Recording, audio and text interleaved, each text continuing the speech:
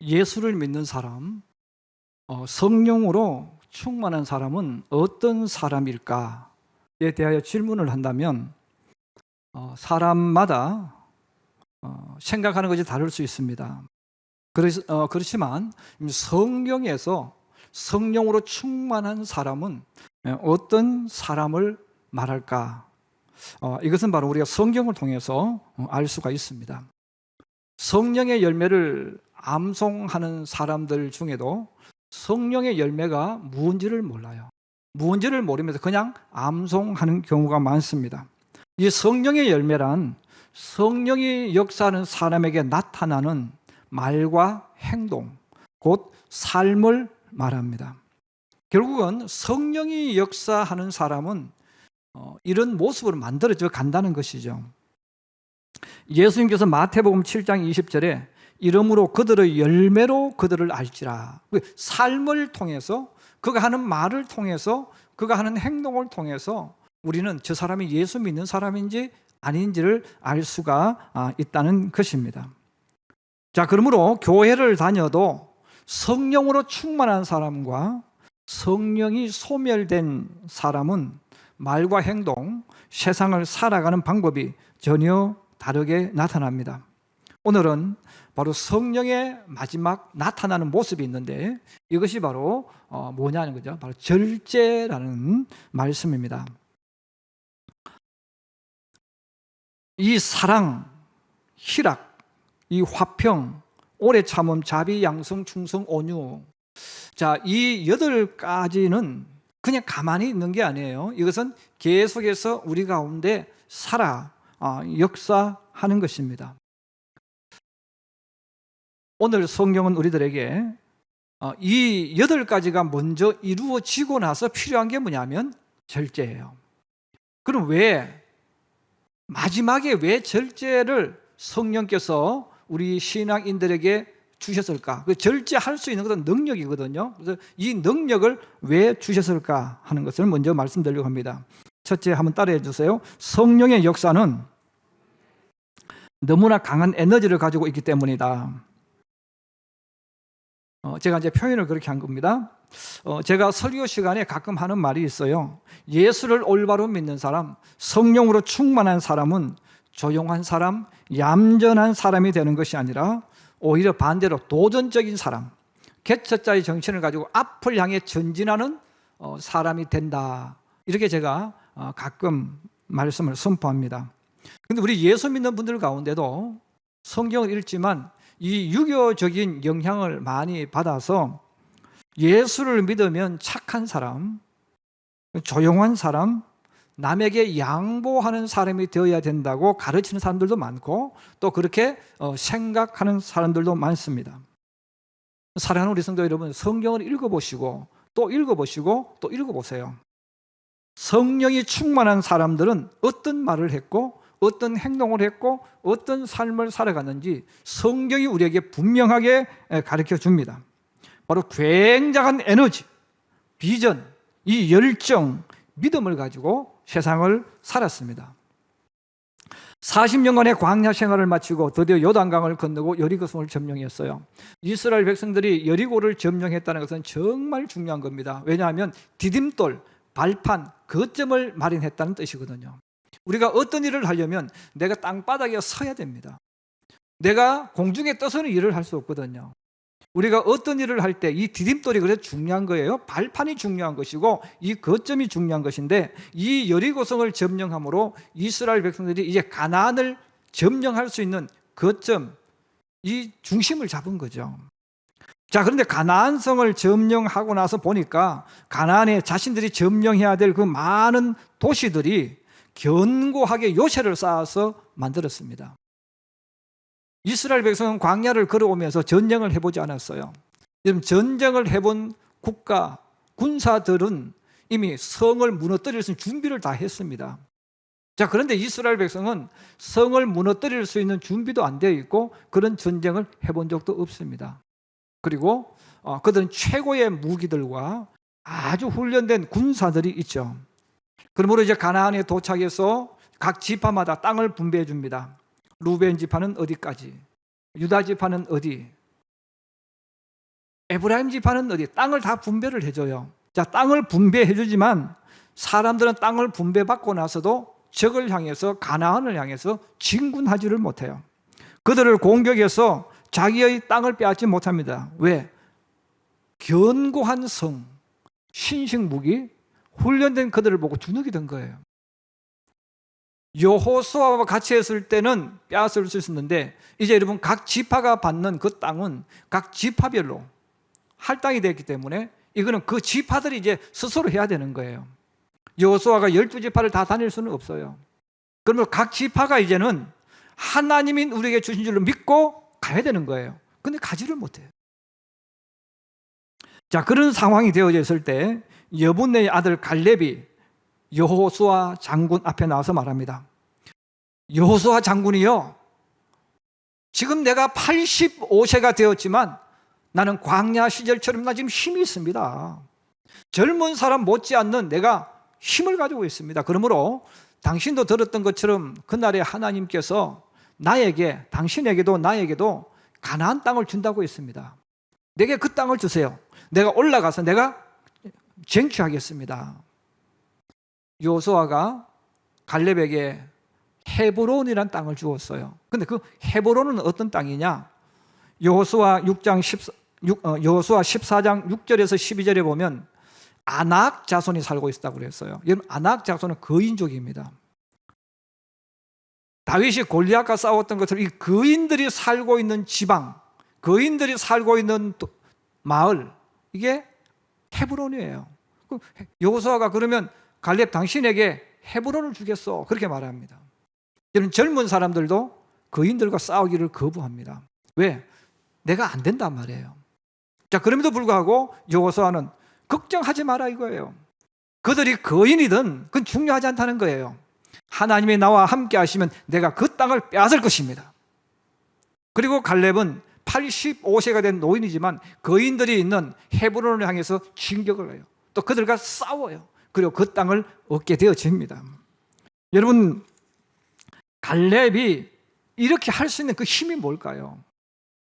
거인이라는 이 아낙 자손이 있을 때에 젊은 이스라엘 백성들도 나는 그 땅 싫습니다, 다른 땅 주세요, 그렇게 말할 텐데 이 갈렙은 85세지만 오히려 그들에게 싸우러 가는 거예요. 그 땅을 얻으러 가는 거예요. 그 이유는 간단해요. 하나님의 성령이 그에게 역사하기 때문입니다. 성령이 역사하면 이렇게 우리 일반인들이 상상하지 못하는 엄청난 믿음과 함께 에너지가 그에게 있는 거예요. 믿음의 조상 아브라함을 바라보세요. 아브라함은 갈대아 우르를 떠날 때 갈 바를 알지 못했다는 거예요. 내가 어떻게 가야 되는지 몰라요. 어느 길로 가야 되는지도 몰라요. 또 가나안 땅 어디인지도 몰라요. 근데 여러분, 아브라함은 어떻게 합니까? 갈 바를 모르지만 출발했다는 거예요. 갈 바를 모르지만 가나안 땅으로 갔다는 거예요. 그리고 그는 가나안에 들어갔다는 겁니다. 자, 이것은 소심하면 그렇게 할 수가 없어요. 하나님 주신 이 성령의 충만함이 있을 때에 어떤 장소, 보장된 내일이 없지만 그 세계를 향해서 가는 거예요. 이분들이 왜 이런 행동을 했을까요? 바로 마가의 다락방에 기도하던 사람들에게 임하신 성령의 모습을 우리는 기억해야 됩니다. 하나님의 성령이 임하면 그 사람에게 어떤 일이 일어나는지, 성령이 우리에게 임한다는 말이, 성령으로 충만하다는 말이 무엇인가를 우리는 깨닫게 됩니다. 사도행전 2장 2절에서 3절에 보면 호련히 하늘로부터 급하고 강한 바람 같은 소리가 있어 그들이 앉은 온 집에 가득하며 마치 불의 혀처럼 갈라지는 것들이 각 사람들에게 보여 각 사람 위에 하나씩 있었다 그랬어요. 이런 120명 기도하는 그곳에 성령이 임하셨는데, 성령이 충만케 하셨는데 그때 그들에게 임한 것을 우리가 알아들을 수 있는 언어로 표현해 줍니다. 바로 강한 바람 소리라고 해요. 강한 바람 소리 같은 이라고 했어요. 이런 강한 바람을 우리는 강풍이라고 불러요. 모습을 볼 수 없어요. 그런데 이런 강한 바람이라는 말은 엄청난 힘, 엄청난 능력을 가지고 있다는 것을 이야기합니다. 보이지 않지만, 만질 수 없지만 하나님의 강한 능력이 역사하는 거예요. 이런 강한 바람이 불면 우리는 볼 수 없지만 나무가 쓰러지는 것을 볼 수 있어요. 바다에 큰 파도가 일어납니다. 이런 바다에 큰 파도가 왜 일어납니까? 강한 바람이 부니까 일어나는 거죠. 또 우리 길을 가다 보면 바닥에 길 위에 있던 종이 조각들, 또 비닐 조각들이 갑자기 하늘로 막 날아올라요. 여러분, 종이를 하늘로 날아오르게 만드는 그 힘, 이게 바로 뭡니까? 강한 바람이에요. 능력이에요. 성령이 역사하는 사람은 이 하나님 주신 강한 능력이 그 속에 역사한다는 겁니다. 그리고 불의 혀 같은 것이라고 말했어요. 여러분, 불의 혀는 불꽃을 말합니다. 불 가운데서 가장 뜨거운 불, 살아서 움직이는 곳, 바로 불꽃이죠. 이 불의 혀예요. 근데 이 불의 혀, 이 불은 태우지 않습니까? 물건을 태워버려요. 그리고 물을 뜨겁게 따뜻하게 만들어주는 역할을 이 불이 합니다. 그래서 이 불의 혀는 수많은 불 가운데서 활활 타오를 때 움직이는 그 불꽃을 말하죠. 바로 이 강한 뜨거운 하나의 불이 예수 믿는 사람에게, 기도하는 사람에게 성령이 역사하신다는 거예요. 이 불이 마가의 다락방 기도한 그들에게 임했어요. 그 하나님의 바람 같은 것이 임했어요. 자, 그들이 임했을 때에 성경이 우리에게 알려줍니다. 문을 활짝 열고 밖으로 뛰어나갔다는 거예요. 그리고 예루살렘 성전으로 뛰어갔습니다. 사람들 앞에 가서 갑자기 큰 소리로 말씀을 전하기 시작합니다. 여러분, 나사렛 예수가 그리스도입니다. 그분이 이 땅에 오신 메시아고 성경에서 언약한 그리스도입니다. 여러분, 그 예수를 믿어야 구원을 받습니다. 예수 외에는 아무도 우리를 구원해 줄 수 없습니다. 하나님 말씀을 선포하기 시작했어요. 제사장과 바리새인들이 이들에게 매질을 합니다. 채찍을 가해도 굴하지 않습니다. 위협을 해도, 협박을 해도 그들은 외칩니다. 여러분, 예수 믿어야 됩니다. 예수님이 그리스도고 예수님이 메시아입니다. 여러분, 그 예수를 믿으세요. 때려도, 협박을 해도 그것을 다 이겨나가고 무서워하지 않으면서 오히려 그들에게 이야기하는 거예요. 여러분, 당신이 예수 믿어야 됩니다. 그 예수가 그리스도입니다. 그분이 나의 모든 죄를, 우리의 모든 죄를 지시고 십자가에 죽으셨습니다. 막 불이 붙는 거예요. 에너지가 넘치니까 그냥 못 견디는 거죠. 사람이 힘이 내게 솟구치면요, 주체를 못해요. 그러므로 이들은 매질을 하는 곳에도, 협박하는 곳에도 굴하지 않고 오히려 그들에게 가서 예수를 믿으라고 전했습니다. 그러므로 성령이 충만한 사람은 조용하고 얌전한 사람이 되는 것이 아니라 원수들에게는 저돌적인 황소나 곰처럼 공격적인 사람이 될 수가 있고, 적군을 향할 때에는 사자나 호랑이처럼 무서운 사람이 될 수 있는 거예요. 이 온몸에 이 뜨거운 능력과 힘, 에너지가 넘치기 때문에 이 사람에게 꼭 필요한 것이 있습니다. 바로 절제라는 것입니다. 절제는 자신의 감정과 마음을 지배하는 힘, 능력을 말하죠. 자신을 정복하고 다스리는 힘, 조절하고 통제할 수 있는 것, 능력, 이것을 절제라고 말합니다. 그럼 우리 예수 믿는 사람, 성령으로 충만한 사람은 이 하나님의 성령의 역사함으로 이렇게 에너지가 넘치는 거예요. 여러분, 사랑이라는 단어를 쓰지만 사랑은 어디서 어디까지가 사랑이라는 개념이 없습니다. 여러분, 성령의 역사가 일어나면 화평이 나타난다고 그랬어요. 화평의 능력. 여러분, 화평이라는 것은 조용한 게 아니에요. 나는 평화를 유지하는 게 화평이 아니에요. 화평은 원수 마귀 사탄을 쫓아내고 죄와 싸워서 죄를 쫓아내고 여러분, 하나님의 통치를 이루는 것이 평화입니다. 그러므로 이 화평케 한다는 것은 그냥 조용한 것, 나 너하고 싸우지 않겠어, 이게 화평이 아니죠. 그 강한 힘을 가지고, 능력 가지고 흑암의 권세 어두움을 다 쫓아내고 싸워가지고 이겨서 만들어내는 것, 이게 화평이에요. 이런 온유함도 마찬가지라고 말씀드렸어요.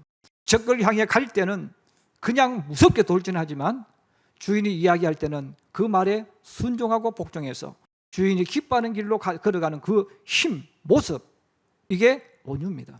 그러면 여러분, 화평케 하는데 어디서 어디까지 싸워야 되느냐요.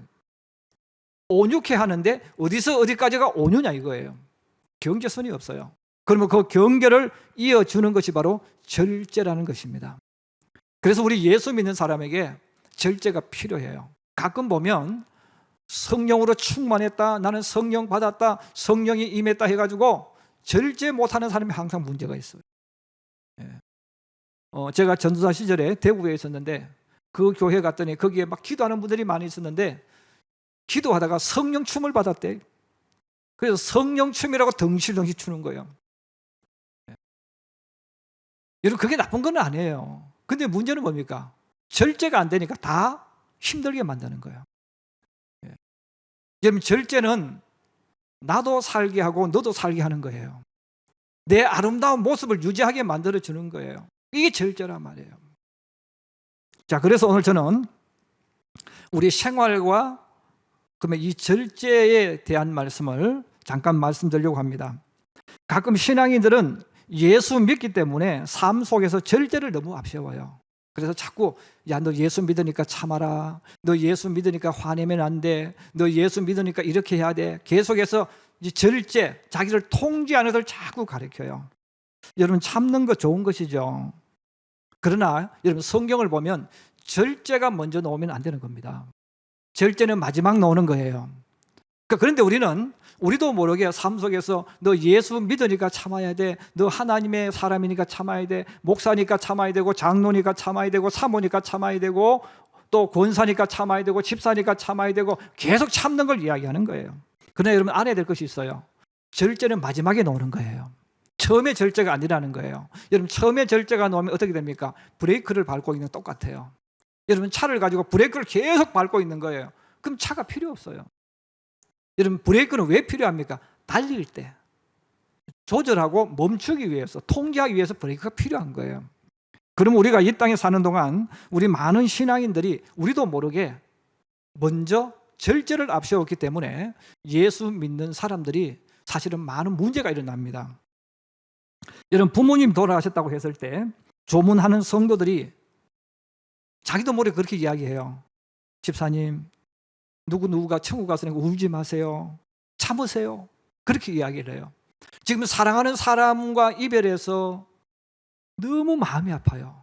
가슴에 죄책감, 아픔, 이렇게 복합적으로 있는 거죠. 그런 분에게 참지 말라고 말한단 말이에요. 근데 순서가 바뀌었다는 거예요. 말이 반대로 나와줘야 돼요. 울으라고 해줘야 됩니다. 왜? 지금 아픔이 있어서 울어야 된단 말이에요. 그 사람에게 참으라고 말하는 것이 아니라 마음껏 우세요. 마음껏 울게 해줘야 돼요. 근데 마음껏 울게 해줘도 그분이 성령이 충만하게 하는 사람은 자기도 모르게 절제가 이루어지는 겁니다. 그 자기가 절제하는 거예요. 근데 절제를 먼저 이야기해서 울지 마세요, 안 울면 그 사람 병드는데요. 울어야 된다는 거죠. 여러분, 우리 예수 믿는 부모들이 아이들에게도 마찬가지죠. 밖에 나가 친구들과 싸우지 마라, 친구들 어딘지 양보하라, 이걸 가르쳐요. 이게 나쁜 건 아니에요. 근데 순서가 바뀌어진 거예요. 그래서 만약에 내 자식이 밖에 나와서 다른 아이하고 싸우고 들어왔어요. 그러면 야, 너 예수 믿는 사람이니까 싸우지 말라고 했잖아, 이렇게 꾸지람을 할 때도 많다는 거죠. 그건 이것은 그렇게 해서는 안 된다는 거예요. 여러분, 내 아이가 억울한 일을 당하였을 때, 무시를 당하였을 때, 또 자기의 권리를 지키거나 보호하기 위해서는 오히려 싸울 수 있도록 만들어줘야 됩니다. 그래서 내 자식에게 싸우지 말라는 것을 먼저 가르치는 것이 아니라 강한 힘을 가져서 싸울 수 있도록 만들어줘야 돼요. 우리 목사님은 싸움하라고 가르치는 건가? 저는 싸우라고 말하는 게 아니에요. 싸워야 될 때가 있다는 거예요. 그때는 싸울 수 있도록 해줘야 된다는 겁니다. 여러분, 믿음의 조상 아브라함을 보세요. 그 아브라함이 자기 조카 롯이 사로잡혀 갔을 때 여러분 어떻게 했습니까? 야, 이놈 롯아, 내가 그거 가지 마라 그랬지, 그렇게 말했습니까? 아니죠. 자기 집에 있던 훈련된 군사들과 동맹 맺은 사람을 이끌고 그 먼 곳까지 추격해가지고 그들과 싸워서 그들을 이기고 조카를 구해오는 거예요. 우리는 싸우지 마라가 먼저가 아니고 싸움을 하되 절제하도록 가르쳐 주는 거예요. 부부도 똑같아요. 예수 믿는 부부는 서로 싸우면 안 된다고 말하는 분들이 있어요. 여러분, 그러나 예수 믿는 부부도 싸움을 반드시 해야 될 때가 있습니다. 바로 자신에게 부당하게 대하는 남편, 자신에게 부당하게 대하는 아내가 있다면 그건 싸워야죠. 또 내 마음에 화가 나 있어요. 그때는 상대방에게 지금 내가 화가 나 있는 것을 이야기해 줘야 돼요. 여러분, 사람이 살면서 입에서 상대방이 너무 화가 나게 하고 내게 손해를 끼칠 때 욕도 해야 되죠. 그런데 우리는 무엇을 가르칩니까? 예수 믿는 사람은 싸워서도 안 되고 욕도 해서도 안 되고 아무것도 하면 안 돼. 그럼 뭐로 만듭니까? 예수 믿는 사람은 바보가 되라는 거죠. 성경 읽어보세요. 예수 믿는 사람에게 그렇게 가르친 적 하나도 없어요. 그런데 우리도 모르게 자꾸 순서를 바꾸어서 배웠기 때문에 예수 믿으면 참아야 돼, 예수 믿으면 이것도 하지 말아야 돼, 예수 믿으면 부부싸움도 하지 말아야 돼, 참아야지, 그게 옳은 줄 알고 사는 거죠. 그래서 성경은 그렇게 말하지 않아요. 여러분, 내가 부당하게 대우받았을 때, 상대방이 나에게 잘못했을 때, 거기에서는 내 권리를 지키기 위해서, 내 자신을 보호하기 위해서 우리는 싸울 수 있어야 된다는 거예요. 단 중요한 것은 뭡니까? 선을 넘어가서는 안 된다는 거예요. 절제가 뭐예요? 선을 넘지 않는 거죠. 내가 온갖 욕을 다 할 수 있지만 선을 넘지 않는 거예요. 부부관계를 파괴시킬 수 있는 말은 하지 않는 거예요. 이것이 바로 절제라는 것입니다. 하나님은 사람마다 다양하게 창조하셨어요. 어떤 사람은 성질이 급하고 다혈질입니다. 또 싸우자고 덤비는 말투가 있습니다. 어떤 사람은 조용하고 침묵합니다. 또 어떤 사람은 상대방을 약 오르게 하고 무시하는 말과 행동을 하고 속이기도 합니다. 자, 세상은 이런 사람들이 어우러져서 이권을 위해서 자기 자신을 위해 살아가고 있기 때문에 오해를 할 수 있어요. 이권 때문에 충돌할 수 있어요. 말싸움 할 수 있어요. 자, 이런 상황에 왔을 때 분명히 예수 믿는 사람도 화낼 수 있습니다. 여러분, 목사도 화낼 수 있어요. 장로님도 화낼 수 있는 거예요. 여러분, 교회 사모도 성도들이 함부로 하면 화낼 수 있고 욕할 수 있는 거예요. 그런데 선을 넘으면 안 된다는 거예요. 여러분, 욕도 할 줄 모르고 화도 낼 줄 모르는 사람은 바보 아니에요? 여러분, 자기 권리를 지키지 못하고 자기를 보호할 줄 모르는 사람, 자기 가족을 보호할 줄 모르는 사람은 바보예요. 그 사람은 자기 책임을 하지 못한 무능한 사람이죠. 성경은 그렇게 가르치지 않는 거예요. 그러므로 성령이 강하게 역사하는 사람은 행동이 항상 먼저 나오는 거예요. 그 행동을 다른 사람에게 나쁘지 않게 하고 자기에게 해가 되지 않는 이것을 할 수 있는 그 힘, 그 능력, 이게 바로 절제라는 것입니다. 그래서 여러분, 마음껏 욕하셔도 상관없다는 거예요. 그러나 선을 넘지 말라는 거예요. 여러분, 마음껏 자기 하고 싶은 이야기 다 할 수 있어요. 마음껏 분노할 수 있어요. 그러나 선을 넘어서 안 된다는 거예요. 이것을 할 수 있는 게 바로 뭡니까? 통제, 절제죠. 여러분, 우리가 바다를 보면 바다는 강한 태풍이 막 불어가지고 바다가 큰 풍랑이 일어요. 그래도 바다는 해안선을 넘지 않습니다. 바람이 불지 않고 조용해도 해안선을 넘지 않습니다. 아무리 강한 태풍이 와도 바다는 항상 그 경계선 안에서 움직여요. 그러니까 모두에게 좋은 것이고 아름다운 것이죠. 마찬가지로 우리가 이 땅을 살아갈 때 우리 예수 믿는 사람일지라도 화가 날 때가 있고 또 다른 사람에게 부당한 대우를 받을 수 있어요. 여러분, 그럴 때는 우리가 자기를 위해서 또 자기 자신을 드러내기 위해서라도 여러 가지 행동이 필요해요. 여러분, 그럴지라도 선을 넘지 마라, 그 말입니다. 선을 넘어가지 않도록 만들어주는 것이 바로 절제입니다. 그러면 여러분들이 지금까지 내가 예수 믿으면서 참아야지 하면서 살아온 분들이 있다면 잘 참으셨어요. 그러나 그것이 참음으로 병이 되어진다면 그건 안 된다는 거예요.